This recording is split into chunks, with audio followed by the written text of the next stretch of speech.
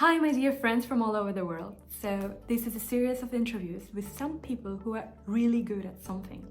I believe that you can only take advice from someone who lives the life that you want, as you can learn so much. So, let's learn together. Our today's guest is Nicola, and Nicola has got an amazing experience in studying both at Cambridge and Ivy League.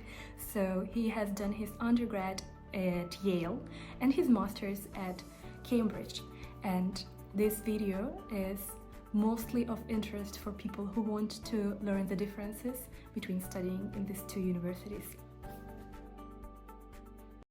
So, Nicola, tell us a random fact about yourself. A random fact about myself.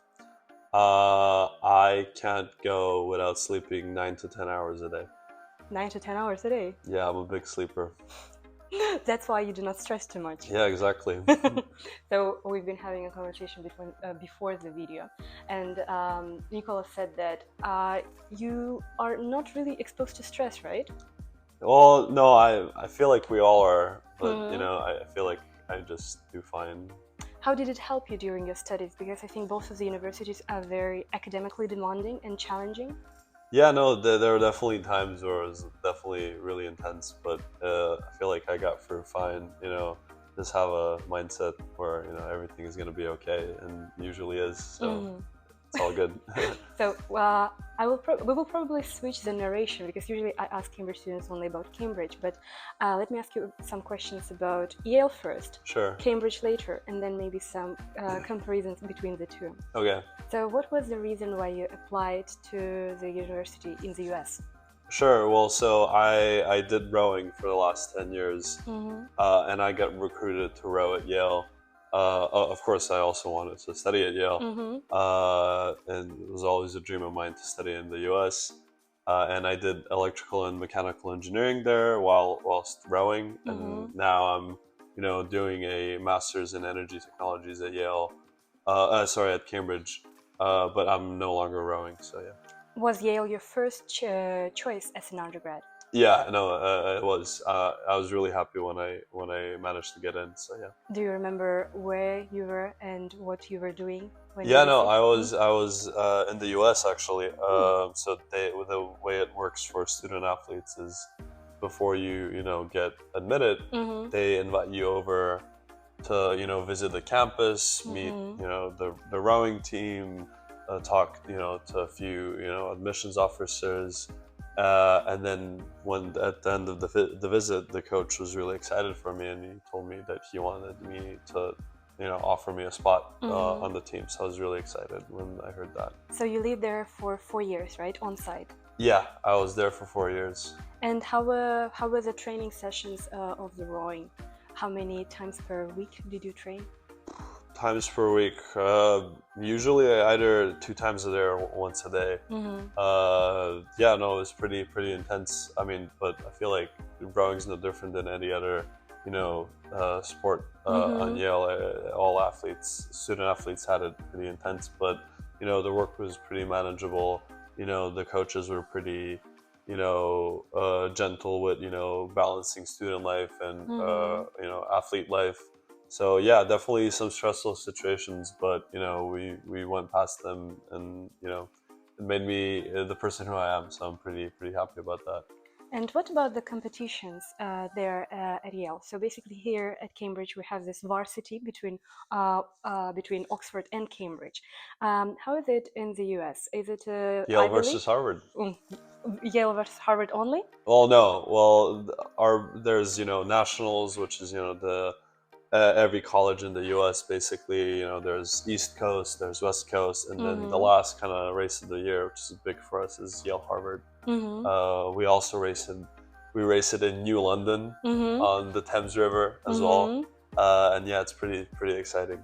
What's your favorite memory about Yale? Oh gosh, I don't know. Where do I start? Probably my favorite memory at Yale, I guess, probably just rowing with the team. We have a place in New London when we go on retreat before this big race, and there's no Wi-Fi, it's just us and the river and big green fields and a lot of board games, and it's a ton of fun. And does their matriculation, do they even have the matriculation? No, they just have graduation at Graduation. Yale, but it was quite the spectacle. It was like a free day thing, with like a ton of speeches, gowns and all, so it was quite nice. And what about the secret societies of Yale? Do you know anything about it? Yeah, no. I mean, secret societies are a big thing at Yale. I feel like most people have heard of like Skull and Bones or like Squirrel and Key. You have these like societies where like every year they pick, I think 16 people, and you basically, the way it works is you get tapped, which is like you get a letter in the mail, or like somebody sneaks a letter in your backpack and you open it and it like says, oh, we've noticed you come to this place at this exact time. Don't be early, don't be late. And then you like show up and you have an interview, and if they like you, they admit you for next year. And some of them are really exclusive, like Skull and Bones. You need to have like a really impressive resume to get in. And then what they do, I can't really say because I don't know. But even if I did, we're not supposed to say. But yeah, so we don't know whether you're one. Yeah, no, exactly. All right.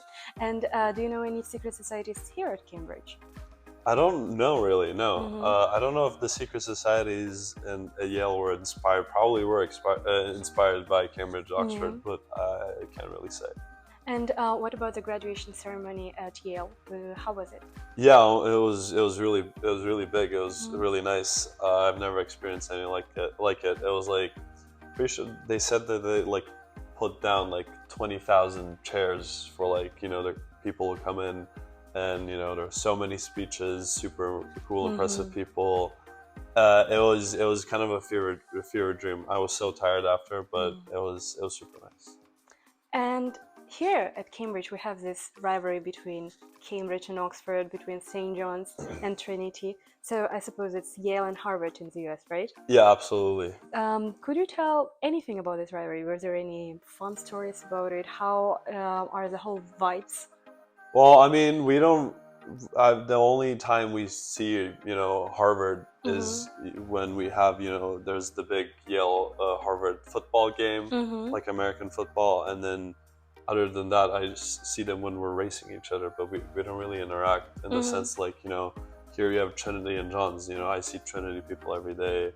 So yeah, we don't really interact with them, but there's always been a rivalry. Like the first rowing is the oldest sport in the US, and it's when a Yale rower challenged a Harvard rower to a race, and that's where the Yale Harvard race comes from. And it's like 150 something years old, so it's a pretty long rivalry for sure.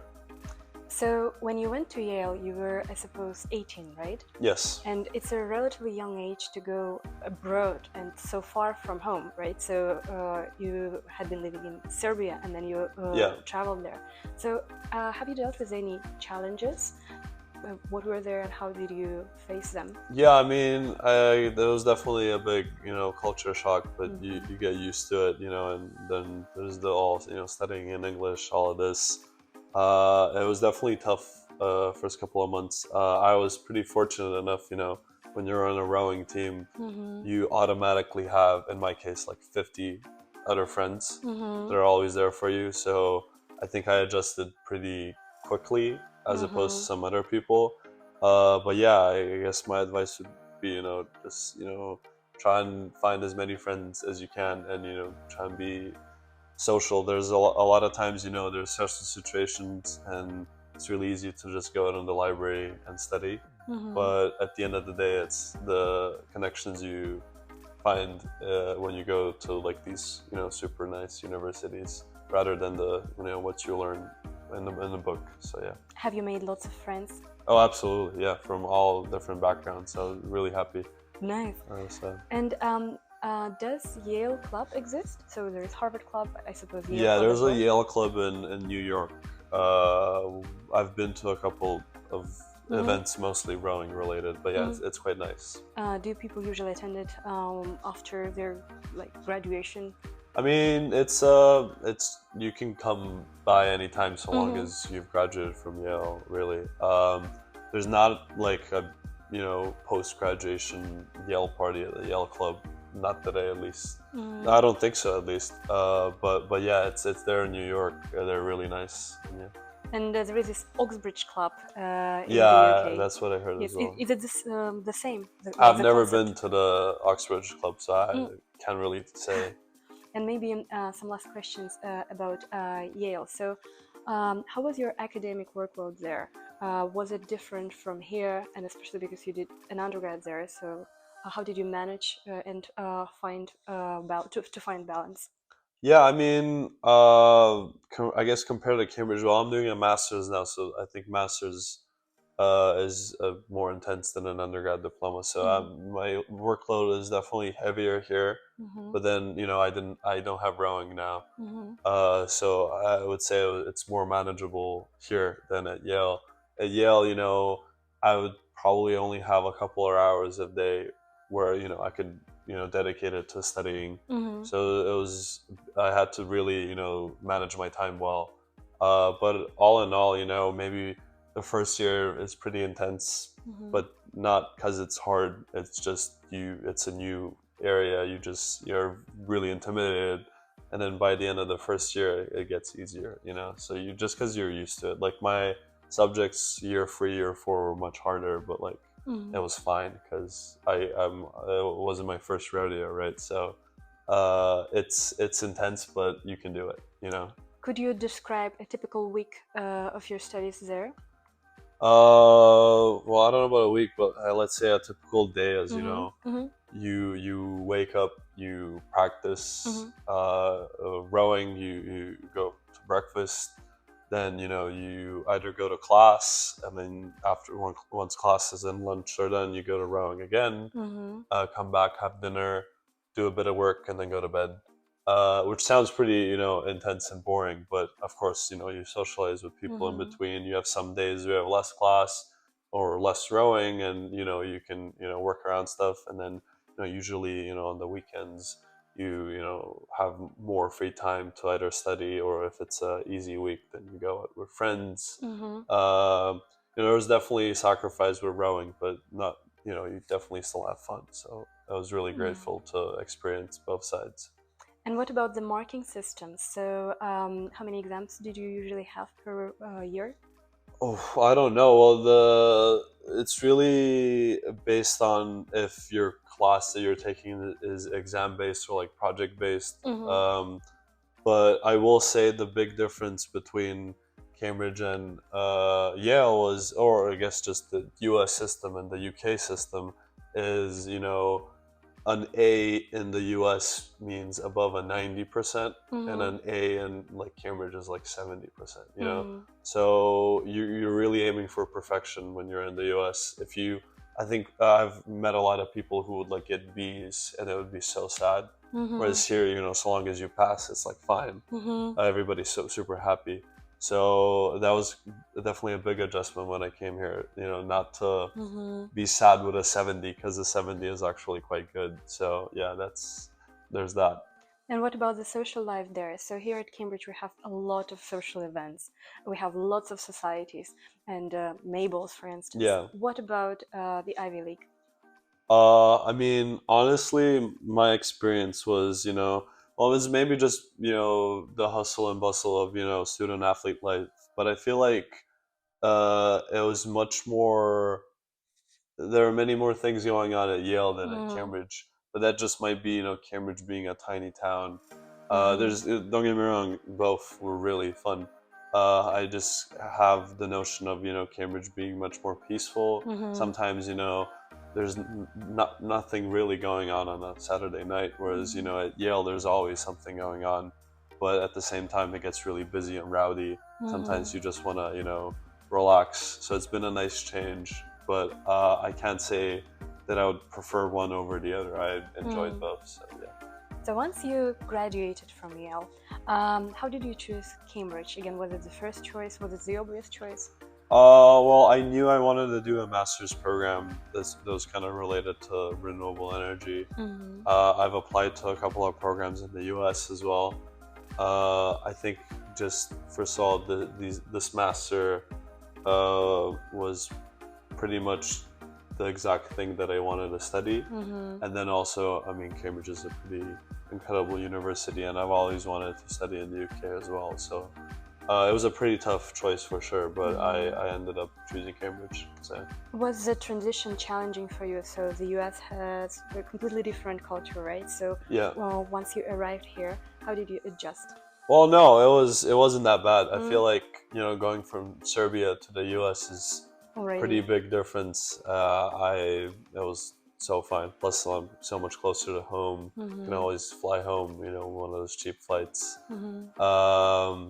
And yeah, I mean, the people, I mean, definitely are different, but I feel like most master's students are international, so it was like fine.